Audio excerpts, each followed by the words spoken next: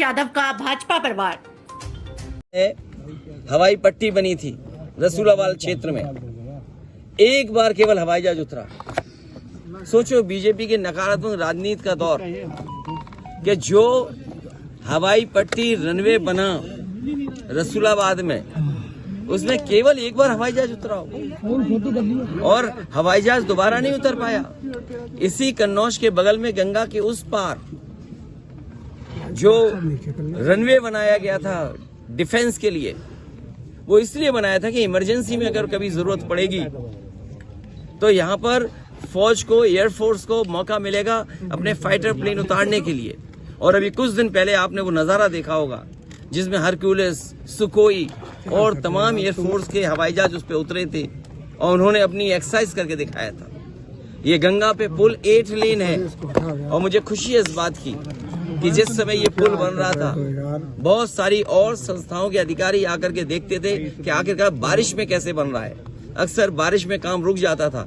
8 लेन गंगा का पुल, आप जहां से माँ गंगा शुरू हुई हैं और जहां तक माँ गंगा है आखिरी जगह तक, अगर कहीं 8 लेन का पुल बनाओ, सबसे पहले समाजवादियों ने 8 लेन पुल बना करके इसी कन्नौज को जोड़ने का काम किया था। भाजपा सांसद मंडी का बयान आया है भारत और पाकिस्तान का मैच होगा अब आप चुनाव में आए तब।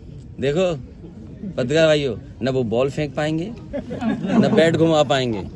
अगर पहली बॉल पे छक्का न मारो तो हम समाजवादी लोग नहीं हैं, और 6 की 6 बॉलों पे छक्का मारेंगे। आप तो आ गए हैं कन्नौज में, आपके दोस्त भी अमेठी से आने वाले हैं। अरे सब आएंगे अब तो महफिल यूपी में ही सही नहीं। और इसलिए भी कि देखो ना बीजेपी वालों की भाषा क्या है। ये भाषा इसलिए है क्योंकि इन्होंने अपने कारोबारियों की मदद की। जब से इलेक्टोरल बॉन्ड की बात आई है, बीजेपी का बैंड बज गया।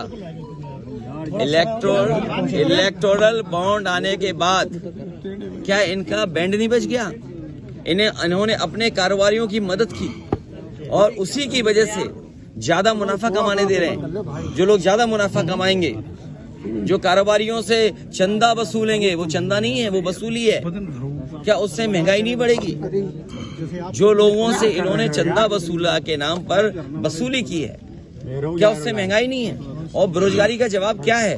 ये जो हिंदुस्तान पाकिस्तान की बातें कर रहे हैं, बताओ बेरोजगारों को नौकरी क्यों नहीं दी? पेपर लीक हो रहा, ये पेपर लीक कर रहे हैं। और फिर मैं अपने पत्रकार साथियों से कहूंगा, सुनने में आया है हमारे सीमा का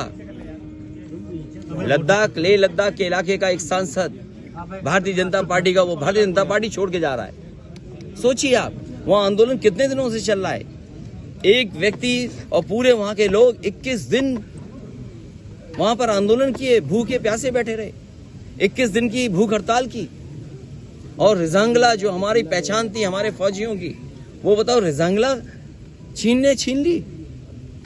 क्या देश को कमजोर बना रहे हैं? इनके धोखे में ना आए। ये टैक्स के नाम पर लोगों से पैसा वसूल रहे हैं और वही लोग जो जीएसटी देने वाले थे उनको जीएसटी चोरी करना सिखाया और उन्हीं से बीजेपी के लोगों ने चंदा लिया और वसूला।